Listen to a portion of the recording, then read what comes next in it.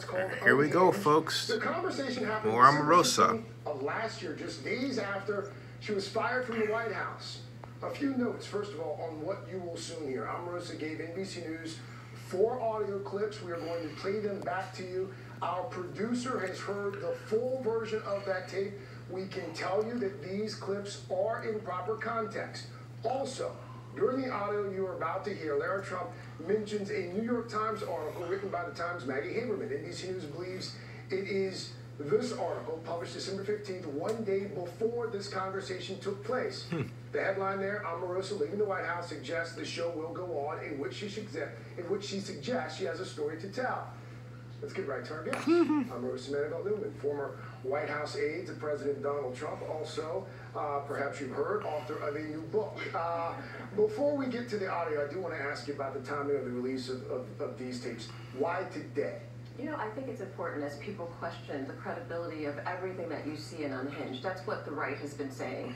None of these stories are true. She doesn't have credibility. She can't corroborate the things that are in Unhinged. And I think it's important not only to point to these things, but to also blow the whistle on the corruption of the things that are going on in this family, in this administration, and in this campaign. Let's play the audio. To be clear to our viewers, to be clear to our listeners as well, you provided us with 4 clips. You selected these clips from a long conversation that you had with Lara Trump. All of this characterized toward the end of your book. Take a listen. But listen, obviously with like the New York Times article and stuff, you know, it's what's the New York Times article? The one that it was not today. I guess you did with Maggie Haberman, or they wrote about you. It sounds a little like obviously that there's some things that the back pocket to pull out. Clearly, if you come over as a campaign, like we can't hide. We gotta. Oh God, no. Everybody's positive, right?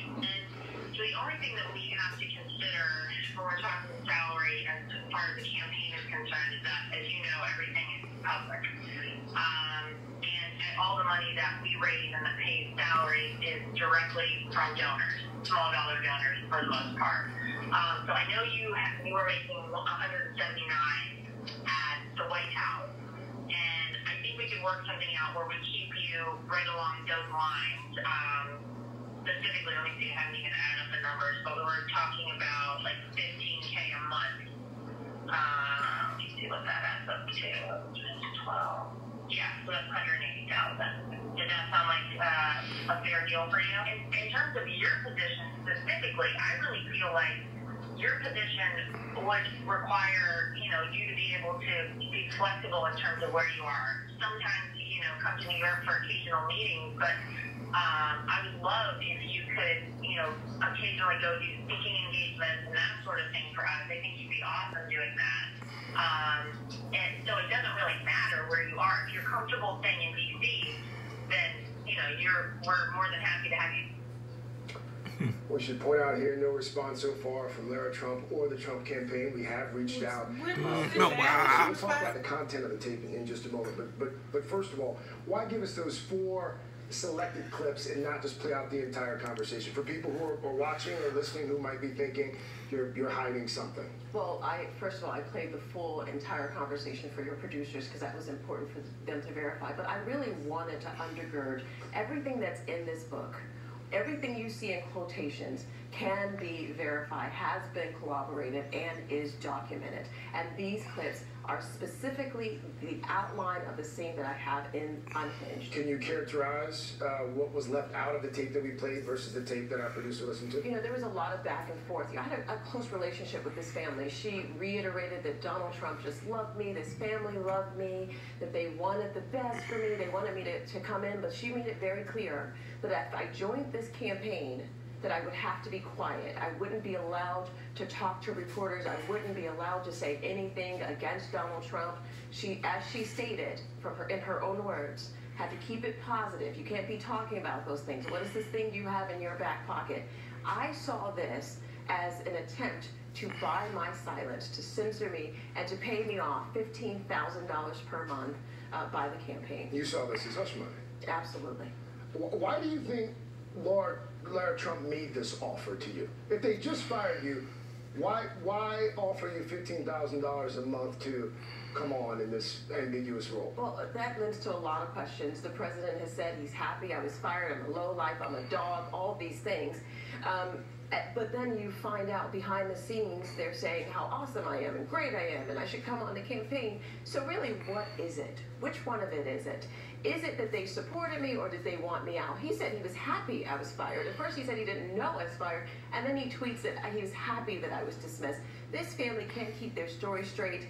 They can't decide whether they love or hate people. They actually misrepresent that they're being honest to the American people. This is just the beginning of the type of corruption that's going on in Trump world, and I am here to blow the whistle. What kind of other corruption? You know, there are things that I write about, and then there are things that I'm going to save to share when the time is right. Did she ever give you a reason, Lara Trump, during a subsequent conversation? Did she give you a reason about the firing or why they wanted you back now? Everyone in the Trump family claimed to not know about my firing, from Donald Trump to Ivanka to Jared to Lara. No one knew, so they claimed. I'm just not buying that. Why do you believe it was Lara Trump that picked up the phone and made the call? Why her? Why a family member? Why not a staffer or someone else to offer you this $15,000 a month? Well, she was very specific that it was, as we call him, DJT, that it was Donald Trump that wanted her to make this offer to me. It came from the president. That's according to Lara Trump, yes. And you would be doing what precisely in this new role? She was very cavalier about it. She's like, you know, maybe you could do some interviews, or maybe you could do some speeches. You know, you're very articulate. You know, She used that word.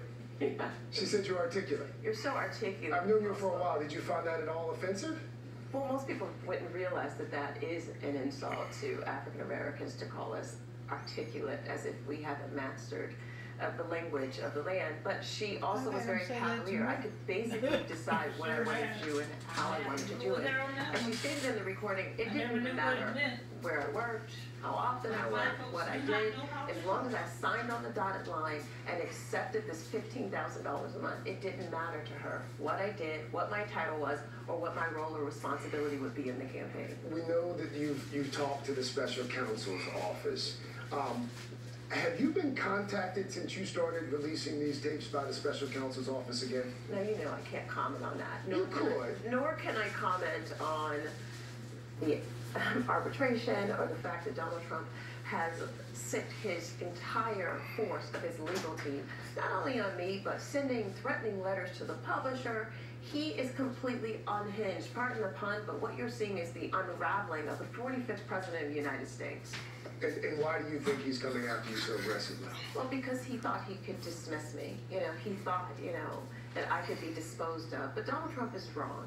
He should not only value the people who have been so loyal to him, but he specifically remember the people who got him where he is. I want to play something that you said on our air a couple days ago. In a conversation with Katie Turner that caught my attention. You were talking about those hacked emails, those DNC emails before they were released, the president knowing about it. Here's what you said. You were instructed, according to your book, to bring up the emails at every point you could at the end of the 2016 campaign. Hillary Clinton's email. Yes, that was our talker. Did Donald Trump know about those emails before they came out? Absolutely. He knew about them? Yes. He knew what was coming out before WikiLeaks released them? Are you speculating, or do you have proof? Because here's the thing, that, by and large, I mean, I haven't finished the whole book, that's the most explosive allegation that you've made, and it's not even in the book. Yeah, there's some things that are involved in this investigation, the Mueller investigation, that I was very careful not to put in the book. So you do have proof? I can't even talk about the things that I talk with them. I can't talk about the things I've submitted to them, but I want you to know that I will fully continue to cooperate with this investigation. And you stand by what you said on our air a few days ago? I've been able to verify every single thing that I put in the book. I verified everything I've stated, and every single time the Trump people challenge me, I bring the receipts. A fellow over at Fox News said earlier this week that you have, quote, outsmarted the president. Do you agree? Hey, it's the art of the deal. What's the end game here? I mean, because our understanding is that you have more of these recordings. Are you planning to release all of the recordings, or are you planning on releasing some of the recordings? How are you going to decide which recordings to release and when to release them? Well, I'm now faced with this legal action from the president in an attempt to silence me. So you'd have to ask the question, what is he afraid of? Why is he being so aggressive to shut me down? And why is he trying to stop the publishing of the book? What does Donald Trump have to hide? In one of the earlier recordings I shared with you, General Kelly said that the staff and everyone that works there answers to him. So is it John Kelly that's running the White House or Donald Trump? It seems to me that there are people pulling the strings behind the scenes with Donald Trump, and we have to question what's really going on over there. Shortly before we came on the air, there was a report from an MSNBC contributor, also a writer at Vanity Fair named Gabe Sherman, who indicated, according to his sources, the president is fuming in private. He has asked his attorney general to arrest you, not clear at this point on what charges, but he's asked that you be arrested. There's an excerpt from the article there. Are you concerned at all about being arrested? Well, what Mr. Trump does will be brought to light. Every action that he takes against me jeopardizes him and his presidency. So I think that you should watch his behavior and how he's unraveling. And I don't have any fear. I have a whole community of faith that's behind me, praying for me. And no matter who is in the Oval Office, Donald Trump needs to remember that God is still on the throne. You wrote something in the book. I know you got to go, but I want to read this excerpt. This is the part about the chief usher there, Angela Reed. And this caught my attention for a variety of reasons. On May 5th, this is on page 242. On May 5th, the head usher of the White House, Angela Reed, the first woman and second African-American to hold that position, was fired. Although Reed was a carryover from Obama, having held the job since 2011, it was not considered a political position, and it was unusual for an incoming president to fire an usher. I was upset because it meant one less black woman in the building, less than 2 months after Trump fired Michael Singleton, Ben Carson's senior advisor at HUD, because of an article he'd written for The Hill that was critical of Trump. I made a point of asking everyone in the senior staff about Reed's firing. Quote, "We can't keep getting rid of black people for flimsy reasons," I told a number of people. As comms director for OPL, Office of Public Liaison, I need to explain why this woman was let go. The official line, we don't discuss personnel matters. The unofficial line, that she wasn't very well liked, and allegedly Trump didn't approve of her handling of his tanning bed. I'd heard he was unhappy with her efforts to procure the bed, to bring it into the East Wing securely, to find a discreet place for it, and to set it up properly. Also, apparently, Reed just hated him and didn't hide her feelings about it. Are you alleging that the president fired this woman because she couldn't secretly get the tanning bed into the White House? And that she didn't like the president? Is that the allegation? That's actually what I outlined in the book. This is a part of the palace intrigue that I made sure that people were aware of. Hey, let's just all say that Donald Trump's complexion is natural. Let's just all agree on that. Or let's just imagine that he lays out on the balcony in the White House. Whatever the case is, he fired this woman without a real reason, and it's just a pattern of how this White House behaves. The RNC is aware of your public appearances promoting the book. They have, I think they dropped this video maybe 20 minutes ago. We want to play a snippet. I want to get your reaction to this video. I was so happy when Donald Trump declared that he was going to run. You all know him as the president. I know him as a friend. I know his heart. Donald Trump is a trailblazer on women issues. So not only do I support him as a human being who has incredible character and a great vision, but his policies affect my community where I live in Los Angeles, and that's really why I stand by him. Okay, folks, I'm cutting off here because it's starting to run over my time to record for this smartphone. Please subscribe to Zenny62 on YouTube, and I'll have more comment later.